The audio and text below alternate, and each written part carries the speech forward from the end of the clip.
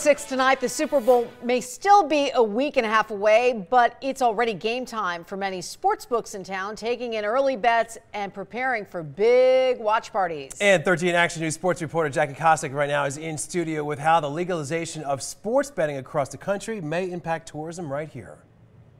Trisha and Todd, a lot of people are wondering how the numbers are going to shake out for betting on this year's Super Bowl, mostly because it's the first time since this big Supreme Court decision last May that has paved the way for legalized sports gambling across the country. Now, at this point, there are 8 states that have legalized sports betting, of course, including Nevada. There are 2 states that recently passed sports betting bills and 17 that have bills on the table but that have not yet passed. Now, that brings us to the money. Last year, Nevada brought in more than $150 million in sports betting for the Super Bowl. And this year, that number is expected to nearly double to $320 million, but not all of that money is going to come to Nevada.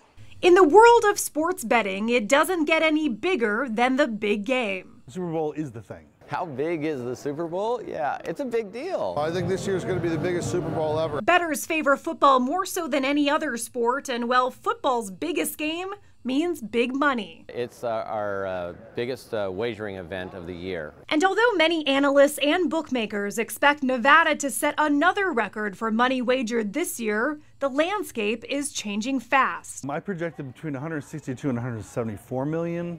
The question is, how many of the people that are on the East Coast that usually come out to Vegas will be staying home now that, sports betting is legal in their states. It's a question local bookmakers have had to think about, but Westgate's Jay Cornegay says he's confident in what Westgate and Vegas have to offer. The studies that we've looked at, there's very few people that actually just come out to Vegas to make a sports bet. They come out to enjoy all the festivities. And Vegas knows a thing or two about festivities. Vegas local Zane Russet says he's been hanging out and placing bets at the Westgate for years. He wouldn't watch the big game anywhere else. To come in here and watch a game with all the fanfare and people yelling and screaming, that's the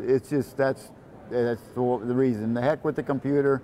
Do it live. Just north of Westgate, the downtown Las Vegas Event Center will play host to an estimated 7,000 people on Super Bowl Sunday. Owner Derek Stevens says even with more states jumping on the betting bandwagon, there's something untouchable about Vegas.